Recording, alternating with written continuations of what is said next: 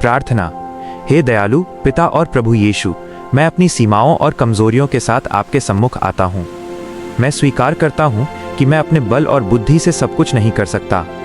कभी कभी मेरा मन थकता है और मेरा विश्वास डगमगाता है, लेकिन आपका वचन कहता है कि आपकी शक्ति मेरी निर्बलता में ही पूर्ण होती है। प्रभु, मुझे अपनी परेशानियों में आपकी अटूट सामर्थ्य और शांति का अनुभव करने दें।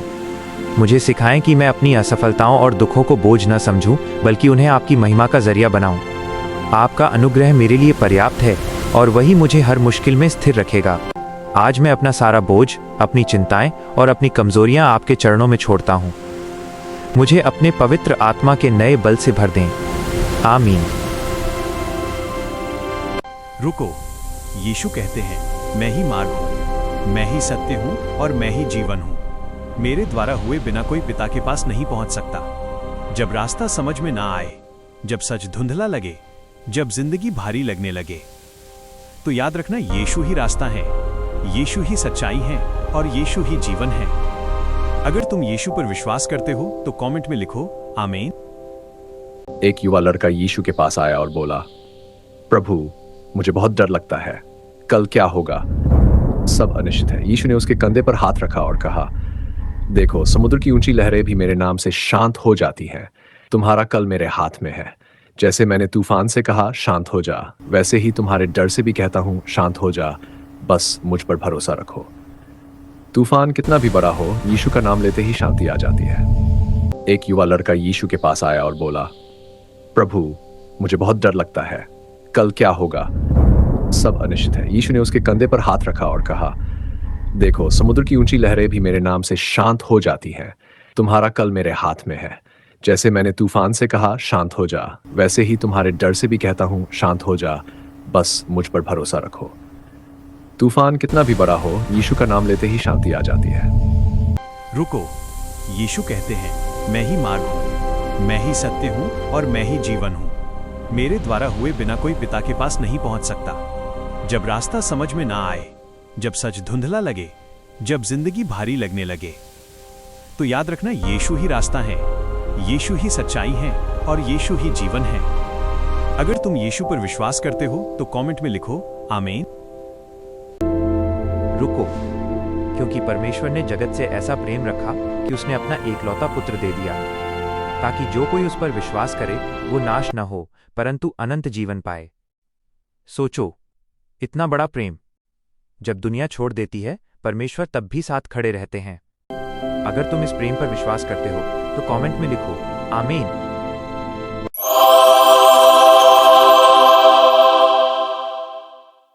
अक्सर दुनिया शोर सुनती है, लेकिन खामोशी में होने वाली अच्छाई को नहीं देख पाती। अक्सर लोग ताकत को सलाम करते हैं, लेकिन दया को नजरअंदाज कर देते हैं। अच्छा इंसान ज्यादातर दिखाई नहीं देता, क्योंकि वो ढोल नहीं पीटता, वो चुपचाप अच्छा करता है। यीशु भी ऐसे ही थे। उन्होंने कभी सिंहासन नहीं मांगा, उन्होंने कभी तलवार नहीं उठाई, उन्होंने कभी भीड़ को भड़काया नहीं। उन्होंने सिर्फ प्रेम दिया। बीमार उनके पास आए, यीशु ने उन्हें चंगा किया। भूखे आए, यीशु ने उन्हें खाना खिलाया। जो टूट चुके थे, यीशु ने उन्हें गले लगाया। जो पाप में फंसे थे, यीशु ने उन्हें माफ किया। जो समाज ने ठुकरा दिए थे, यीशु ने उन्हें अपनाया। लेकिन कुछ लोग ये सब देख नहीं पाए। क्यों? क्योंकि उनकी आंखों पर घमंड का पर्दा था, उनके दिलों में डर था। राजा डर गए, महाराजा घबरा गए, धार्मिक अगुआ कांप उठे। उन्हें डर था, अगर लोग यीशु के पीछे चल पड़े तो उनकी कुर्सी चली जाएगी, उनकी ताकत खत्म हो जाएगी, उनका राज टूट जाएगा। इसलिए उन्होंने सच्चाई को खतरा समझ लिया। उन्होंने जनता को भड़काया, झूठ फैलाया और अच्छाई को अपराध बना दिया। भीड़ तैयार की गई, आरोप लगाए गए और यीशु को पकड़ लिया गया। जिसने कभी किसी का बुरा नहीं किया, उसे अपराधी बना दिया गया।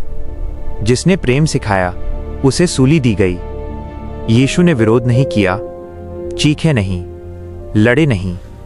उन्होंने सिर्फ आसमान की ओर देखा और कहा, हे पिता, इन्हें क्षमा कर, क्योंकि ये नहीं जानते कि ये क्या कर रहे हैं। सोचो, इतना बड़ा दिल। जिस पल लोग उन्हें मार रहे थे, उसी पल यीशु उन्हें माफ कर रहे थे।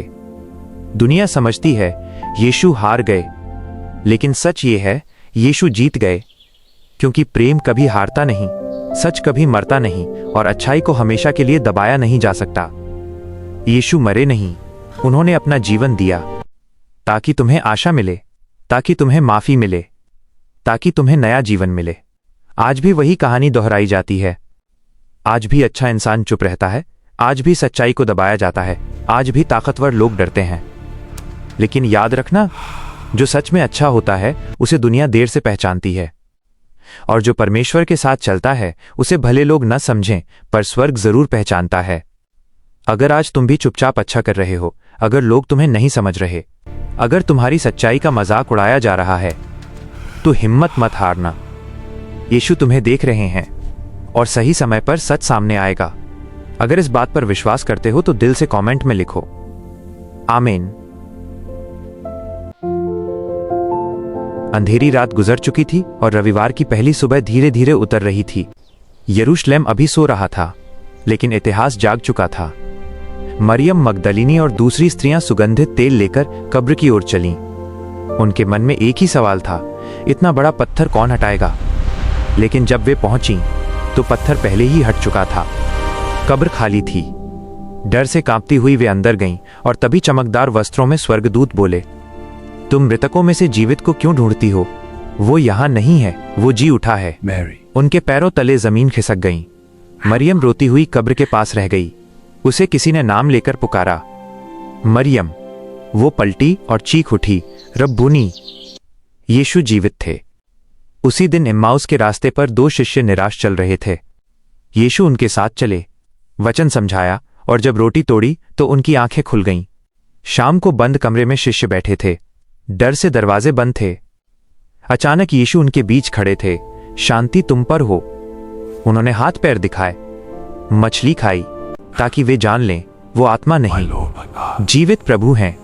थोमा ने कहा, जब तक देखूं नहीं विश्वास नहीं करूंगा। 8 दिन बाद यीशु फिर आए, अपनी उंगली यहां रख।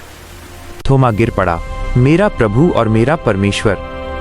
गलील की झील पर 153 मछलियों का चमत्कार हुआ। यीशु ने पतरस से 3 बार पूछा, क्या तू मुझसे प्रेम करता है? और कहा, मेरी भेड़ों को चरा। एक बार में 500 से अधिक लोगों को दर्शन दिया। 40 दिनों तक यीशु आते जाते रहे, परमेश्वर के राज्य की बातें सिखाते रहे। फिर जैतून पर्वत पर उन्होंने हाथ उठाए, आशीष दी, और देखते देखते बादलों में ऊपर उठ गए। स्वर्गदूत बोले, जिस प्रकार तुमने उसे जाते देखा है वैसे ही वो फिर आएगा। और यही है हमारी आशा। यीशु जी उठे हैं, यीशु जीवित हैं, और यीशु फिर आएंगे। अगर तुम इस सत्य पर विश्वास करते हो तो कमेंट में लिखो, यीशु जीवित हैं। रुको, जब सवाल बहुत हों और जवाब कहीं ना मिलें, जब लोग कहें अब कुछ नहीं हो सकता, तभी यीशु खड़े होते हैं। वो तुम्हारे हालात नहीं देखते, वो तुम्हारा विश्वास देखते हैं। जहां रास्ता खत्म लगता है वहीं से वो चमत्कार शुरू करते हैं। अगर आज तुम भी उलझन में हो तो डर मत, यीशु अभी भी काम करते हैं। अगर इस बात पर विश्वास करते हो तो कमेंट में लिखो, रुको। अगर आज तुम्हारा मन बहुत व्याकुल है, अगर दिल में अनजाना डर बैठा है, अगर भविष्य धुंधला लग रहा है, तो ये शब्द तुम्हारे लिए हैं। यीशु कहते हैं, मैंने ये बातें तुमसे इसलिए कही हैं कि तुम्हें मुझ में शांति मिले। संसार में तुम्हें क्लेश होगा, पर ढाढ़स बांधो, मैंने संसार को जीत लिया है। सोचो, जिसने तूफानों को शांत किया, जिसने अंधों को आंखें दी, जिसने मरे हुओं को जिलाया, वही यीशु कहते हैं, तुम्हारा मन व्याकुल न हो। क्योंकि दुनिया तुम्हें तोड़ सकती है, पर यीशु तुम्हें जोड़ते हैं। दुनिया डर दिखाती है, पर यीशु आशा देते हैं। दुनिया सवाल देती है, पर यीशु जवाब बन जाते हैं। आज हर इंसान किसी न किसी लड़ाई से गुजर रहा है। कोई पैसों की चिंता में है, कोई रिश्तों के दर्द में, कोई अकेलेपन में। लेकिन यीशु कहते हैं, परमेश्वर पर विश्वास रखो और मुझ पर भी विश्वास रखो। क्यों? क्योंकि जब सब रास्ते बंद होते हैं तब यीशु नया रास्ता बनाते हैं। जब सब हाथ छोड़ देते हैं तब यीशु हाथ थाम लेते हैं। जब दिल थक जाता है तब यीशु आत्मा को आराम देते हैं। उन्होंने कहा, संसार में क्लेश होगा। उन्होंने ये नहीं कहा सब आसान होगा, लेकिन उन्होंने ये जरूर कहा, मैं जीत चुका हूं। तुम्हारी बीमारी से पहले यीशु जीत चुके थे। तुम्हारे डर से पहले यीशु जीत चुके थे। तुम्हारे आंसुओं से पहले यीशु जीत चुके थे। इसलिए आज अगर तुम्हारा मन भारी है तो उसे यीशु के चरणों में रख दो। अगर तुम्हारी आंखों में आंसू हैं तो उन्हें यीशु के हाथों में दे दो। और अगर तुम्हारा दिल टूट चुका है तो उसे यीशु के दिल से जोड़ दो, क्योंकि यीशु हार नहीं मानते और जो उन पर भरोसा करता है वो कभी अकेला नहीं होता। आज भी वही यीशु जिंदा हैं, आज भी वही यीशु काम करते हैं और आज भी वही यीशु शांति देते हैं। अगर तुम इस बात पर विश्वास करते हो तो अभी दिल से कहो, प्रभु यीशु, मैं आप पर भरोसा करता हूं, मेरा मन शांत कर दो, मेरे डर को दूर कर दो और मुझे अपनी शांति दे दो। आमीन। रुको, यीशु के नाम में आज तुम्हें ये याद दिलाया जाता है, किसी भी बात की चिंता मत करो। जो भी तुम्हारे दिल में है उसे प्रार्थना में बदल दो, जो भी तुम्हारी आंखों में है उसे धन्यवाद में बदल दो, और जो भी तुम्हारी आत्मा को थका रहा है उसे परमेश्वर के हाथों में दे दो। क्योंकि जब तुम अपनी हर बात परमेश्वर के सामने रखते हो तब उसकी शांति, जो सारी समझ से परे है, तुम्हारे हृदय को, तुम्हारे विचारों को मसीह यीशु में सुरक्षित रखती है। अगर आज दिल भारी है तो अभी एक गहरी सांस लो और कहो, प्रभु, मैं सब कुछ आपको सौंपता हूं। अगर इस वचन पर विश्वास करते हो तो कमेंट में लिखो, आमीन। प्रार्थना। हे दयालु पिता और प्रभु यीशु, मैं अपनी सीमाओं और कमजोरियों के साथ आपके सम्मुख आता हूं। मैं स्वीकार करता हूं कि मैं अपने बल और बुद्धि से सब कुछ नहीं कर सकता।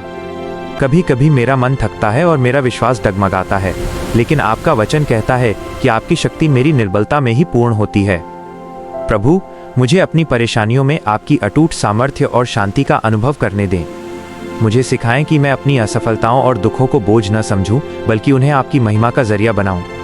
आपका अनुग्रह मेरे लिए पर्याप्त है और वही मुझे हर मुश्किल में स्थिर रखेगा। आज मैं अपना सारा बोझ, अपनी चिंताएं और अपनी कमजोरियां आपके चरणों में छोड़ता हूं। मुझे अपने पवित्र आत्मा के नए बल से भर दें। आमीन। रुको, क्योंकि परमेश्वर ने जगत से ऐसा प्रेम रखा कि उसने अपना एकलौता पुत्र दे दिया, ताकि जो कोई उस पर विश्वास करे वो नाश न हो परंतु अनंत जीवन पाए। सोचो, इतना बड़ा प्रेम।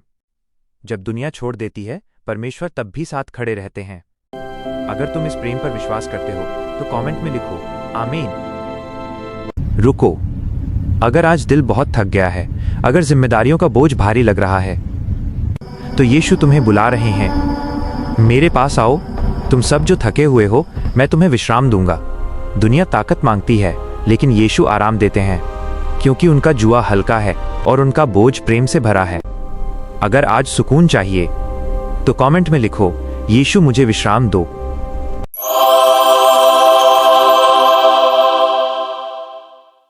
अक्सर दुनिया शोर सुनती है, लेकिन खामोशी में होने वाली अच्छाई को नहीं देख पाती।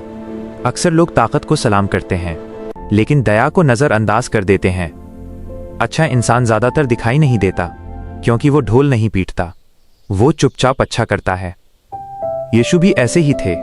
उन्होंने कभी सिंहासन नहीं मांगा, उन्होंने कभी तलवार नहीं उठाई, उन्होंने कभी भीड़ को भड़काया नहीं, उन्होंने सिर्फ प्रेम दिया। बीमार उनके पास आए, यीशु ने उन्हें चंगा किया। भूखे आए, यीशु ने उन्हें खाना खिलाया। जो टूट चुके थे, यीशु ने उन्हें गले लगाया। जो पाप में फंसे थे, यीशु ने उन्हें माफ किया। जो समाज ने ठुकरा दिए थे, यीशु ने उन्हें अपनाया।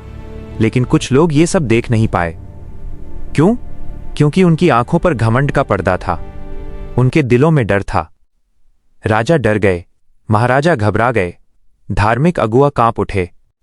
उन्हें डर था, अगर लोग यीशु के पीछे चल पड़े तो उनकी कुर्सी चली जाएगी, उनकी ताकत खत्म हो जाएगी, उनका राज टूट जाएगा। इसलिए उन्होंने सच्चाई को खतरा समझ लिया। उन्होंने जनता को भड़काया, झूठ फैलाया और अच्छाई को अपराध बना दिया। भीड़ तैयार की गई, आरोप लगाए गए और यीशु को पकड़ लिया गया। जिसने कभी किसी का बुरा नहीं किया, उसे अपराधी बना दिया गया। जिसने प्रेम सिखाया, उसे सूली दी गई।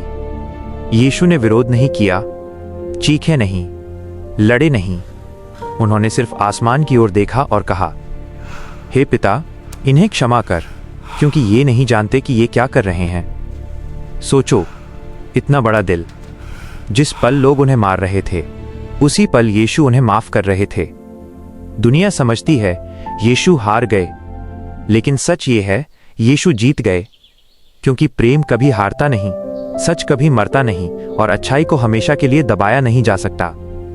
यीशु मरे नहीं, उन्होंने अपना जीवन दिया ताकि तुम्हें आशा मिले, ताकि तुम्हें माफी मिले, ताकि तुम्हें नया जीवन मिले। आज भी वही कहानी दोहराई जाती है। आज भी अच्छा इंसान चुप रहता है, आज भी सच्चाई को दबाया जाता है, आज भी ताकतवर लोग डरते हैं। लेकिन याद रखना, जो सच में अच्छा होता है उसे दुनिया देर से पहचानती है, और जो परमेश्वर के साथ चलता है उसे भले लोग न समझें पर स्वर्ग जरूर पहचानता है। अगर आज तुम भी चुपचाप अच्छा कर रहे हो, अगर लोग तुम्हें नहीं समझ रहे, अगर तुम्हारी सच्चाई का मजाक उड़ाया जा रहा है, तो हिम्मत मत हारना। यीशु तुम्हें देख रहे हैं और सही समय पर सच सामने आएगा। अगर इस बात पर विश्वास करते हो तो दिल से कमेंट में लिखो, आमीन। अंधेरी रात गुजर चुकी थी और रविवार की पहली सुबह धीरे धीरे उतर रही थी। यरूशलेम अभी सो रहा था, लेकिन इतिहास जाग चुका था। मरियम मगदलिनी और दूसरी स्त्रियां सुगंधित तेल लेकर कब्र की ओर चलीं। उनके मन में एक ही सवाल था, इतना बड़ा पत्थर कौन हटाएगा? लेकिन जब वे पहुंची तो पत्थर पहले ही हट चुका था। कब्र खाली थी। डर से कांपती हुई वे अंदर गईं और तभी चमकदार वस्त्रों में स्वर्गदूत बोले, तुम मृतकों में से जीवित को क्यों ढूंढती हो? वो यहां नहीं है, वो जी उठा है। मैरी। उनके पैरों तले जमीन खिसक गई। मरियम रोती हुई कब्र के पास रह गई। उसे किसी ने नाम लेकर पुकारा, मरियम। वो पलटी और चीख उठी, रब्बूनी। यीशु जीवित थे। उसी दिन इम्माउस के रास्ते पर दो शिष्य निराश चल रहे थे। यीशु उनके साथ चले, वचन समझाया, और जब रोटी तोड़ी तो उनकी आंखें खुल गईं। शाम को बंद कमरे में शिष्य बैठे थे, डर से दरवाजे बंद थे। अचानक यीशु उनके बीच खड़े थे। शांति तुम पर हो। उन्होंने हाथ पैर दिखाए, मछली खाई, ताकि वे जान लें वो आत्मा नहीं, जीवित प्रभु हैं। थोमा ने कहा, जब तक देखूं नहीं विश्वास नहीं करूंगा। 8 दिन बाद यीशु फिर आए, अपनी उंगली यहां रख। थोमा गिर पड़ा, मेरा प्रभु और मेरा परमेश्वर। गलील की झील पर 153 मछलियों का चमत्कार हुआ। यीशु ने पतरस से 3 बार पूछा, क्या तू मुझसे प्रेम करता है? और कहा, मेरी भेड़ों को चरा। एक बार में 500 से अधिक लोगों को दर्शन दिया। 40 दिनों तक यीशु आते जाते रहे, परमेश्वर के राज्य की बातें सिखाते रहे। फिर जैतून पर्वत पर उन्होंने हाथ उठाए, आशीष दी, और देखते देखते बादलों में ऊपर उठ गए। स्वर्गदूत बोले, जिस प्रकार तुमने उसे जाते देखा है वैसे ही वो फिर आएगा। और यही है हमारी आशा। यीशु जी उठे हैं, यीशु जीवित हैं, और यीशु फिर आएंगे। अगर तुम इस सत्य पर विश्वास करते हो तो कमेंट में लिखो, यीशु जीवित हैं। जब नाव लहरों से टकरा रही थी, जब डर सबके चेहरे पर साफ दिख रहा था, जब आसमान गरज रहा था, तभी यीशु खड़े हुए। उन्होंने हवा की तरफ देखा, समुद्र की तरफ हाथ बढ़ाया और बस इतना कहा, चुप, शांत हो जा। और हैरानी की बात यह थी, उसी पल हवा रुक गई, लहरें थम गईं और चारों तरफ शांति फैल गई। शिष्यों की आंखें खुली की खुली रह गईं। आज भी वही यीशु जिंदा हैं। अगर तुम्हारी जिंदगी में भी तूफान है तो डर मत। यीशु सिर्फ बोलते हैं और हालात बदल जाते हैं। अगर इस बात पर विश्वास करते हो तो कमेंट में लिखो, आमीन। रुको, यीशु के नाम में आज तुम्हें ये याद दिलाया जाता है, किसी भी बात की चिंता मत करो। जो भी तुम्हारे दिल में है उसे प्रार्थना में बदल दो। जो भी तुम्हारी आंखों में है उसे धन्यवाद में बदल दो। और जो भी तुम्हारी आत्मा को थका रहा है उसे परमेश्वर के हाथों में दे दो। क्योंकि जब तुम अपनी हर बात परमेश्वर के सामने रखते हो, तब उसकी शांति जो सारी समझ से परे है, तुम्हारे हृदय को, तुम्हारे विचारों को मसीह यीशु में सुरक्षित रखती है। अगर आज दिल भारी है तो अभी एक गहरी सांस लो और कहो, प्रभु मैं सब कुछ आपको सौंपता हूं। अगर इस वचन पर विश्वास करते हो तो कमेंट में लिखो, आमीन। रुको, अगर आज तुम्हारी आंखों में आंसू हैं, अगर दिल बहुत थक चुका है, तो ये याद रखना, परमेश्वर तुम्हारे हर आंसू देखते हैं।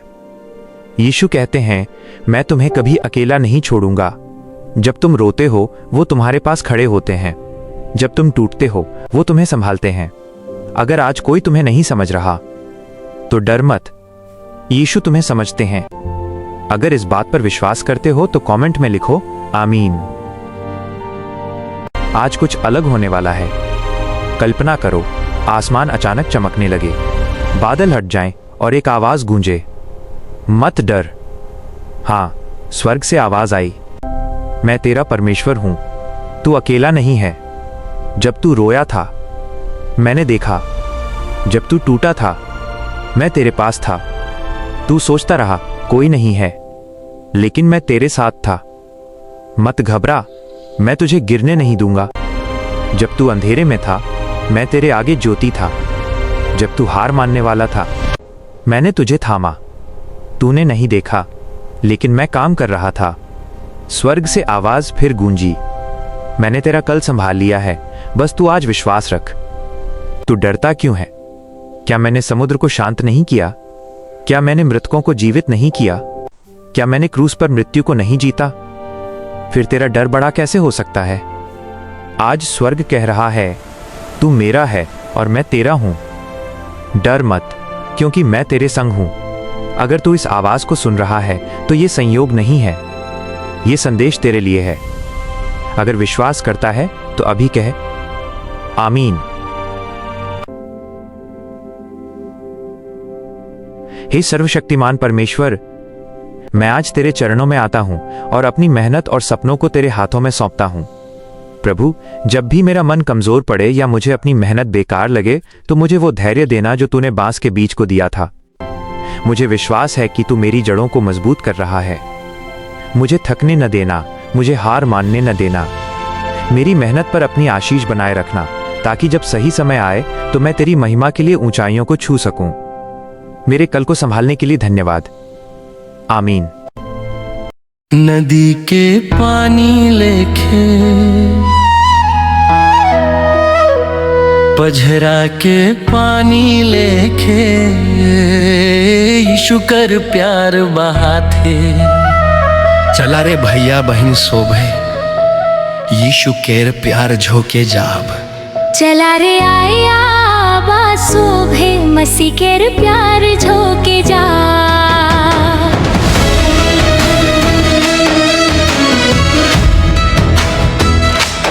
हाँ, देखा प्रभु मसीह केर प्रेम, स्वर्ग छोड़ दुनिया में आले।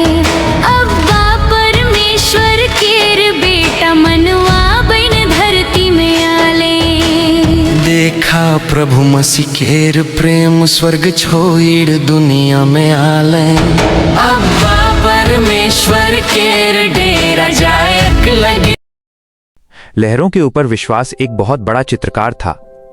लोग कहते थे कि उसकी पेंटिंग्स सिर्फ रंगों से नहीं, आत्मा से बनती थीं। जब वो शांति बनाता था तो देखने वाले के मन में सचमुच शांति उतर जाती थी। जब वो आशा बनाता था तो टूटे हुए लोगों को नया साहस मिल जाता था। लेकिन एक दिन उसके मन में एक नई इच्छा जगी। उसने सोचा, मैं एक ऐसी पेंटिंग बनाऊंगा जो अटूट विश्वास को दिखाए। उसने कई हफ्तों तक कोशिश की। कभी शांत झील बनाई, कभी मंदिर में प्रार्थना करता व्यक्ति, कभी सूर्योदय का दृश्य। लेकिन उसके दिल को संतोष नहीं मिला। उसे लग रहा था कि यह अभी भी सच्चा विश्वास नहीं है। एक रात अचानक समुद्र में भयानक तूफान उठा। बिजली चमक रही थी, हवा गरज रही थी, लहरें पहाड़ों की तरह उठ रही थीं। चित्रकार अपनी खिड़की से बाहर देख रहा था। उसके मन में भय नहीं था, बल्कि एक गहरी सोच थी। उसी क्षण उसे बाइबल की वो घटना याद आई जब पतरस नाव छोड़कर पानी पर चलने लगा था। यीशु ने कहा था, आ, और पतरस चल पड़ा, लहरों पर, हवा के बीच, तूफान के सामने। लेकिन जैसे ही पतरस ने लहरों को देखा, जैसे ही उसका ध्यान तूफान पर गया, वो डूबने लगा। चित्रकार ने अपनी आंखें बंद कर लीं। उसने उस दृश्य को अपने भीतर महसूस किया। उसने सोचा, विश्वास का मतलब तूफान का खत्म होना नहीं है। विश्वास का मतलब है तूफान के बीच भी खड़ा रहना। अगली सुबह उसने अपनी नई पेंटिंग शुरू की। लेकिन उसने पतरस का चेहरा नहीं बनाया। उसने एक साधारण आदमी बनाया। कोई खास नहीं, कोई नायक नहीं, बस एक आम इंसान। वो इंसान एक विशाल काली लहर के सामने खड़ा था। आसमान काला था, बिजली चमक रही थी, तूफान गरज रहा था, लेकिन उस आदमी की आंखों में डर नहीं था। वहां एक चमक थी, एक शांति थी, एक भरोसा था। सबसे अद्भुत बात यह थी कि उसके पैर पानी के अंदर नहीं थे, वो लहरों के ऊपर खड़ा था। जब पेंटिंग प्रदर्शनी में लगी, लोग चकित रह गए। एक छोटा बच्चा अपनी माँ का हाथ पकड़कर पेंटिंग के सामने खड़ा था। उसने पूछा, माँ, ये आदमी डूब क्यों नहीं रहा? तूफान तो बहुत बड़ा है। चित्रकार पास ही खड़ा था। वो मुस्कुराया। वो बच्चे के पास आया और बोला, बेटा, जब तक हमारा ध्यान अपनी मुसीबतों पर रहता है हम डूबने लगते हैं, लेकिन जब हमारा ध्यान उस बुलावे पर रहता है जिसने कहा था आ, तो हम अपनी मुसीबतों के ऊपर चलना सीख जाते हैं। जीवन में तूफान आएंगे, बीमारी आएगी, आर्थिक संकट आएगा, लोग धोखा देंगे, सपने टूटेंगे, लेकिन विश्वास का अर्थ ये नहीं है कि तूफान रुक जाएं। विश्वास का अर्थ है हमारी नज़र किस पर है। अगर नज़र लहरों पर है तो हम डरेंगे, लेकिन अगर नज़र यीशु पर है तो हम टिके रहेंगे, क्योंकि विश्वास समस्याओं को छोटा नहीं करता, वो हमें बड़ा बना देता है। और जब हम यीशु की ओर देखते हैं तो हम डूबते नहीं, हम उठते हैं। आमीन। कुलुस्सियों 4 अध्याय 6 पद कहता है, तुम्हारा वचन सदा अनुग्रह सहित और सलोना हो कि तुम्हें हर मनुष्य को उचित रीति से उत्तर देना आ जाए। सोचिए, हम रोज कितने शब्द बोलते हैं, कभी गुस्से में, कभी जल्दी में, कभी बिना सोचे। लेकिन परमेश्वर कहता है तुम्हारी वाणी में अनुग्रह हो। अनुग्रह मतलब क्या? दया, नम्रता, संयम। और बाइबल कहती है तुम्हारी बात नमक के समान हो। नमक स्वाद भी देता है और सड़न भी रोकता है। वैसे ही हमारी वाणी लोगों को गिराए नहीं, बल्कि उठाए। जब लोग हमसे सवाल करें तो हमारा उत्तर कठोर नहीं, बल्कि अनुग्रह से भरा हो। याद रखिए, शब्द घाव भी दे सकते हैं और उपचार भी। इसलिए बोलने से पहले सोचें, क्या मेरे शब्द अनुग्रह से भरे हैं? अगर आप मानते हैं कि आपकी वाणी में परमेश्वर की कृपा होनी चाहिए तो कमेंट में लिखें आमीन। यीशु ने कहा, इसलिए कल की चिंता मत करो, क्योंकि कल की चिंता कल को होगी। हर दिन की अपनी तकलीफ काफी है। सोचिए, हम कितना समय चिंता में बिताते हैं। कल क्या होगा? पैसा कैसे आएगा? बीमारी ठीक होगी या नहीं? रिश्ता बचेगा या नहीं? लेकिन यीशु कहते हैं, आकाश के पक्षियों को देखो, वे न बोते हैं, न काटते हैं, न भंडारों में इकट्ठा करते हैं, फिर भी तुम्हारा स्वर्गीय पिता उन्हें खिलाता है। तो क्या तुम उनसे बढ़कर नहीं हो? यदि परमेश्वर पक्षियों का ध्यान रखता है तो वो तुम्हें कैसे भूल सकता है? चिंता तुम्हारी समस्या हल नहीं करती, चिंता तुम्हारी शांति छीन लेती है। यीशु हमें सिखाते हैं, आज पर ध्यान दो, विश्वास के साथ चलो, कल परमेश्वर के हाथ में है। अगर आप विश्वास करते हैं कि परमेश्वर आपका ध्यान रखता है तो कमेंट में लिखें आमीन। सुबह की प्रार्थना। हे सर्वशक्तिमान और दयालु परमेश्वर, इस सुंदर सुबह और जीवन के एक नए दिन के लिए मैं तुझे धन्यवाद देता हूं। तेरी करुणा हर सुबह नई होती है और तेरी महानता का कोई अंत नहीं है। प्रभु, आज के दिन को मैं तेरे हाथों में सौंपता हूं। मेरे विचारों, मेरे शब्दों और मेरे कार्यों पर तेरा नियंत्रण हो। मुझे अपनी बुद्धि और समझ से भर दे ताकि मैं हर काम को तेरी महिमा के लिए कर सकूं। मेरे परिवार, मित्रों और प्रियजनों को अपनी सुरक्षा में रख। जो बीमार हैं उन्हें चंगाई दे और जो परेशान हैं उन्हें अपनी शांति प्रदान कर। हमें बुराई के रास्तों से बचा और अपने सत्य के मार्ग पर चला। आज का दिन हमारे लिए आशीषों का दिन हो। हमें शक्ति दे कि हम दूसरों के लिए प्रेम और दया का स्रोत बन सकें। यह प्रार्थना मैं अपने प्रभु और उद्धारकर्ता यीशु मसीह के नाम से मांगता हूं, आमीन। यीशु ने कहा, मांगो तो तुम्हें दिया जाएगा, ढूंढो तो तुम पाओगे, खटखटाओ तो तुम्हारे लिए खोला जाएगा। सोचिए, हम कितनी बार निराश होकर रुक जाते हैं। हम एक बार प्रार्थना करते हैं और उत्तर न मिलने पर चुप हो जाते हैं। लेकिन यीशु कहते हैं, रुको मत, मांगते रहो, ढूंढते रहो, खटखटाते रहो, क्योंकि जो मांगता है उसे मिलता है, जो ढूंढता है वो पाता है, और जो खटखटाता है उसके लिए द्वार खुलता है। परमेश्वर बहरे नहीं हैं, वो सुन रहे हैं, वो देख रहे हैं, वो काम कर रहे हैं। कभी कभी उत्तर तुरंत नहीं मिलता, लेकिन उत्तर तैयार हो रहा होता है। अगर आज आप किसी दरवाजे के सामने खड़े हैं तो हार मत मानिए। यीशु कह रहे हैं, खटखटाओ, द्वार खुलेगा। अगर आप विश्वास करते हैं तो कमेंट में लिखें आमीन। यीशु ने कहा, बच्चों को मेरे पास आने दो और उन्हें मत रोको, क्योंकि स्वर्ग का राज्य ऐसे ही लोगों का है। सोचिए, यीशु ने बच्चों को क्यों बुलाया? क्योंकि बच्चे शुद्ध होते हैं, उनके दिल में छल नहीं होता, उनका विश्वास सरल होता है, जब बच्चा अपने पिता का हाथ पकड़ता है, उसे कोई डर नहीं होता। वो ये नहीं सोचता कि आगे क्या होगा, वो बस भरोसा करता है। और यीशु कहते हैं, जो कोई परमेश्वर के राज्य को बालक के समान ग्रहण न करे, वह उसमें प्रवेश नहीं करेगा। इसका अर्थ क्या है? स्वर्ग शक्ति से नहीं मिलता, ज्ञान से नहीं मिलता, अहंकार से नहीं मिलता। स्वर्ग मिलता है निर्मल विश्वास से। अगर आज आपका दिल भारी है, अगर आप बहुत सोचते सोचते थक गए हैं, तो बस एक बच्चे की तरह यीशु के पास आइए। वह आपको ठुकराएंगे नहीं, वो आपको अपनाएंगे। अगर आप बालक जैसा विश्वास रखते हैं तो कमेंट में लिखें आमीन। क्योंकि परमेश्वर का प्रेम सीमित नहीं है। यीशु ने सिखाया, परमेश्वर सिर्फ अच्छे लोगों का पिता नहीं है, वो सबका पिता है। सूरज सिर्फ धर्मी लोगों के लिए नहीं उगता, वो अच्छे और बुरे दोनों पर चमकता है। बारिश सिर्फ भक्तों के घर पर नहीं गिरती, वह अधर्मी और धर्मी दोनों के खेतों को सींचती है। सोचिए, अगर परमेश्वर भेदभाव नहीं करता तो हम क्यों करें? अगर हम सिर्फ उनसे प्रेम करें जो हमसे प्रेम करते हैं, तो उसमें अलग क्या है?